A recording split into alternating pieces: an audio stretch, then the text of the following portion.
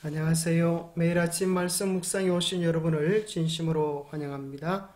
12월 7일 수요일 강신술과 조상숭배. 생각할 문제, 강신술이란 무엇인가? 성경은 강신술에 대하여 무엇이라 말하는가? 오늘 우리에게 주는 교훈은 무엇인가?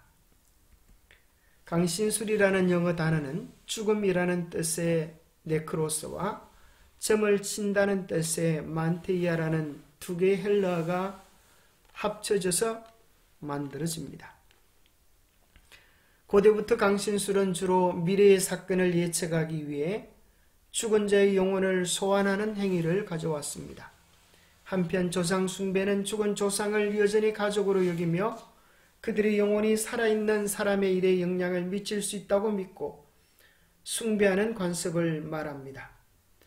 이와 같은 이교적 관습들은 영혼이 죽지 않는다고 믿으며 사랑하는 사람이 죽은 뒤에도 그들을 계속해서 그리워하는 사람들에게 매력적으로 느껴질 수 있습니다.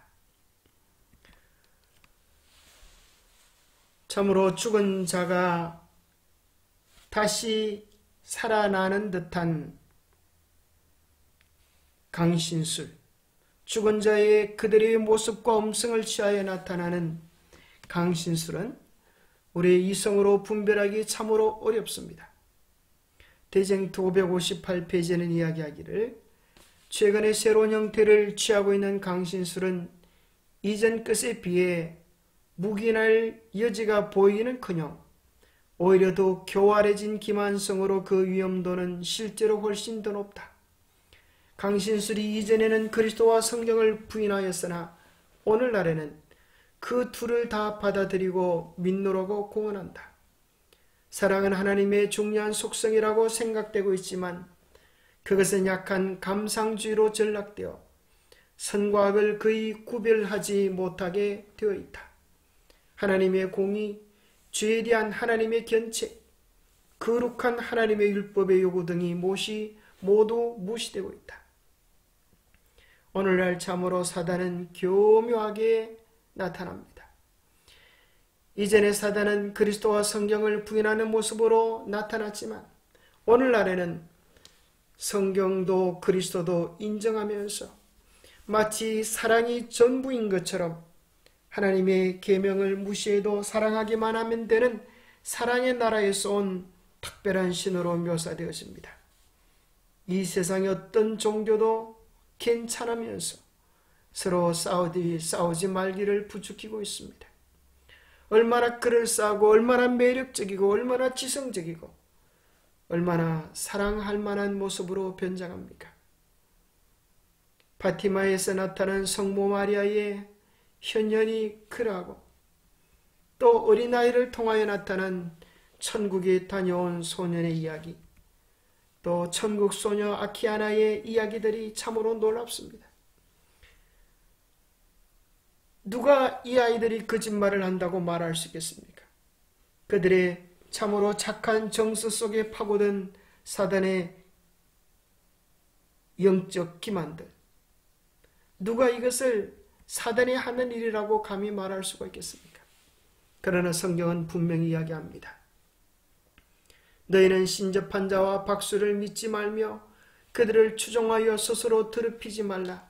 나는 너희 하나님 여호와이니라. 신접한 자와 박수무당을 엄란하게 따르는 자에게는 내가 진노하여 그를 그의 백성 중에서 끊으리니 남자나 여자나 접신하거나 박수무당이 되거든 반드시 죽일지니 곧 돌로 그를 치라. 그의 피가 자기들에게로 돌아가리라. 레위기 20장 6절 27절입니다. 신명기 18장 14절에는 내가 쫓아날 이 민족들은 길흉을 말하는 자나 점쟁이의 말을 듣거니와 내게는 내 하나님 여호와께서 이런 일을 용납하지 아니하시느니라. 이러한 강신술이나 신접한 일들을 하나님께서는 용납하지 않으십니다.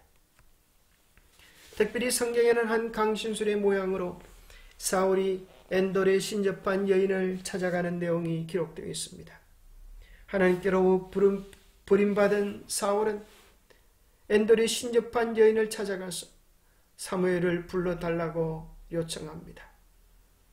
그럴 때에 한 노인의 모습이 땅에 올라오는데 그 모습이 사울과 같습니다. 사무엘과 같습니다. 사울이 사무엘인 줄 알고 그의 얼굴을 땅에 대고 절하니라. 사무엘이 사울에게 이르되 내가 어찌하여 나를 불러서 나를 성가시게 하느냐. 사울이 대답하되 나는 심히 다급하니이다. 블레셋 사람들은 나를 향하여 군대를 일으켰고 하나님은 나를 떠나서 다시는 선지자로 또 당신 꿈으로도 내게 대답하지 아니하시기로 내가 행할 일을 알아보려고 당신을 불러 올렸나이다. 여러분 한번 생각해 보십시오. 하나님께서 선지자를 통하여 만나 주시지 않으시는데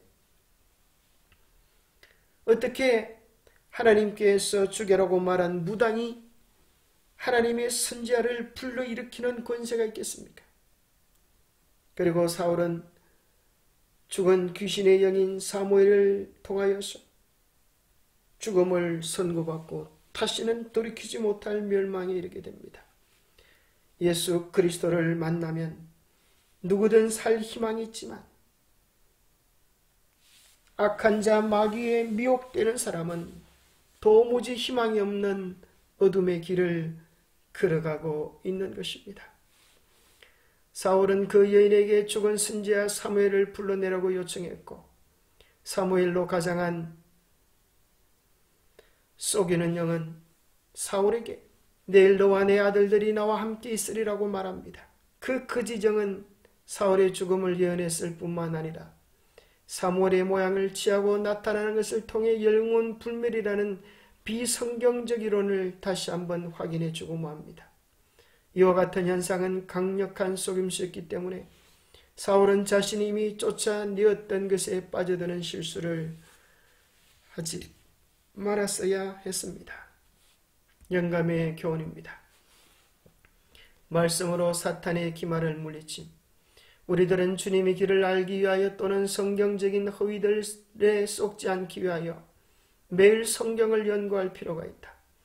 이 세상에는 거짓된 이론들과 미혹적인 강신술적 견해들로 가득 차 있어 밝은 영적 식별력을 흐리게 하고 진리와 거룩함에서 떠나게 하는 경향이 있다.